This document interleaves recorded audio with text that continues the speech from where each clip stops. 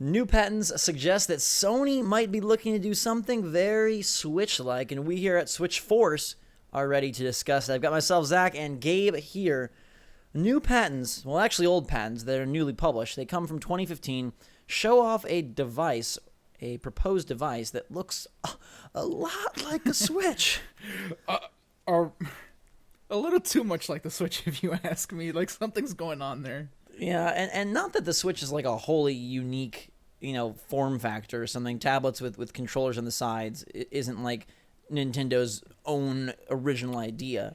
No, of course not. But they were cautious. They said, when it was still titled NX, of not wanting to show their hand in case it tipped off other companies to do similar. So whether this was, uncovered and then replicated, or Sony just coming to their own conclusions, it is very interesting. Now, please note, there's not even 1% of a confirmation that this is ever gonna, be fully realized. But it's interesting that it was published now, that it was patented in 2015, and that this week Sony announced they're stopping PlayStation Now support for the Vita. Maybe they dip back into handheld at some point with a Switch-like device. I don't think so. And again, just to reiterate, because people get confused sometimes, patents don't mean it's happening at all. Sony patented those gloves, some time back, and that stuff isn't happening either.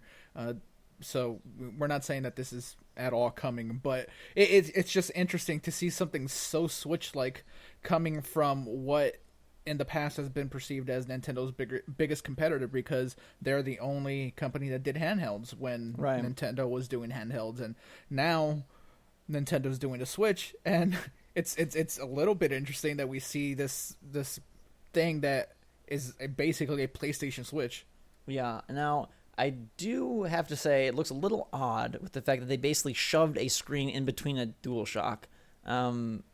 Looks a little weird. I kind of prefer Nintendo's form factor, I think. Yeah, for sure. This doesn't, highlight if those controllers would be detachable, although it looks like they would be based on how awkward they're just kind of smushed on the ends there. You'd think that they would be removable, and they sell a splittable DualShock that you can just attach onto any old tablet.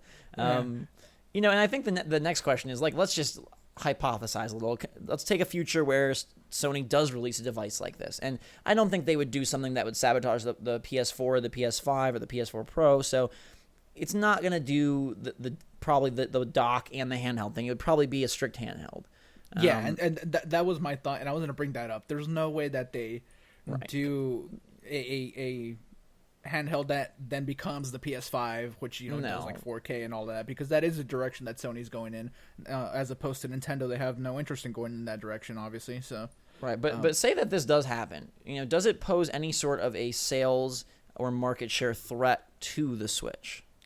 It depends on what games come to it, right? If it's just like, that was Vita's biggest issue, was a very indie focused and great indie focused library, but when it came to anything that you could qualify as AAA or, major titles, it was real slim pickings. Because to me, the real selling point about the Switch is that I get to play Breath of the Wild at home on console, and I also get to take it with me when I'm not home. And if Sony isn't doing that at all, for Horizon Zero Dawn Part 2, if you can't take it on the go and play it at home and have it be the exact same game, basically, I don't know how much it eats into the sales, because I think the Switch has that niche there that Sony just can't replicate, I think. Yeah, and if you look at even history, right? You look at what has happened in the past. Nintendo has dealt with a Vita before. The 3DS has shipped over 63 million units. The DS itself has shipped 154 million units, and the Vita is way down the charts, around 15 million. So even when they were, direct competitors, didn't really make that much of a dent. Maybe a little bit for the 3DS.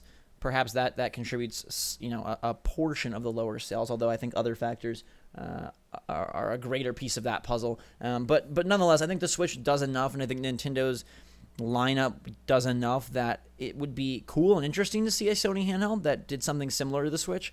But I don't think it would really rain on the parade of Nintendo all that much, just because we have, the past to look to and see that the Vita didn't really rain on 3DS, and the Vita had better graphics and, more oomph in that machine. Yeah, and honestly, I really don't think that this is a thing that we're going to have to ever worry about, because I don't think Sony makes another handheld. I mean, they might, somewhere down the line, but do I think it's gonna happen? No. Yeah, I would probably say no. A little, I think I have a little more morsel of hope or potential than you do, just because Sony is ambitious and their PlayStation is doing phenomenal. They already have the PS4 Pro out there. Vita was not clearly, something that they were super concerned with, but I think if there is a market there and they see an opportunity, who knows? Maybe this is in case Switch does super well and 3DS dies off. They kill that. Hey, now Sony's the dedicated handheld coming in cheaper. What if it's not a fully featured Switch, but just one that does like super crazy graphics? Does that woo you in any way? How crazy are the graphics on this? PS4 quality. PS4 quality graphics on like a mobile like Sony handheld. So 1080p, not dwarfing the Switch, but a notable improvement. Yeah, then I do think it becomes a compelling device or an interesting device, at least. If I can play The Last of Us Part 2 on it, and The Last of Us Part 2 is just not in 4K for me, because I'm not playing it on my PS5 and I'm playing it on my PlayStation handheld, then right. Yeah, like I think it does become very interesting.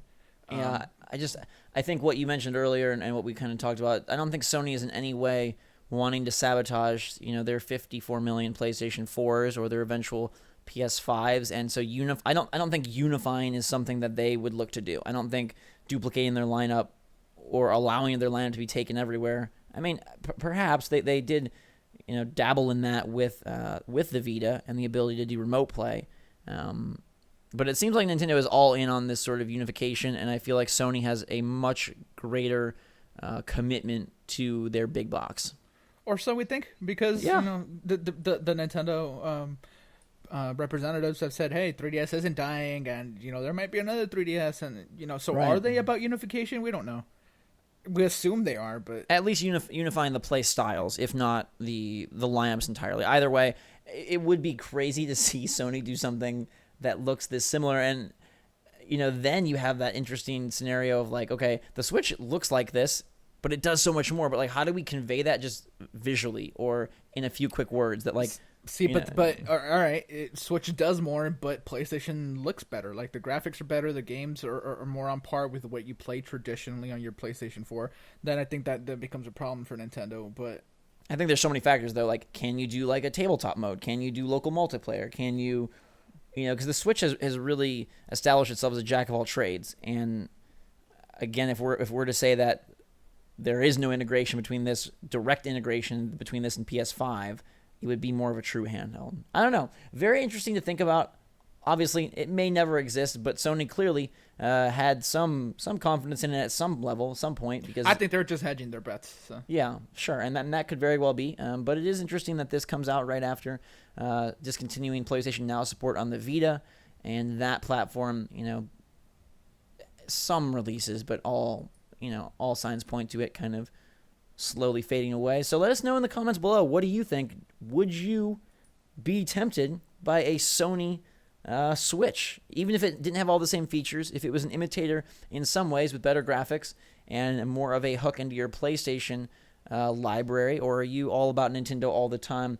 And I think that's kind of where I fall. Like, I would rather be a part of the Nintendo ecosystem, and I believe more in their ability to handle sort of the handheld home console hybrid than I would Sony, just because the Vita was a great system, but it struggled way more with support and with a multitude of issues than any of Nintendo's past handhelds. Yeah, but the Wii U struggled with support, and we're giving the Switch another chance. So I don't think the Vita just hit lacking support automatically disqualifies whatever they do next. But again, that's something that I don't know that we're gonna ever need to really worry about. Sure, this could all be a moot point. But what isn't a moot point is that we love you guys, and thank you so much for watching. Make sure to hit that subscribe button if you enjoyed and want to stay up to date on all the latest and greatest when it comes to Nintendo Switch. For myself and Gabe, until next time, Switch Force out.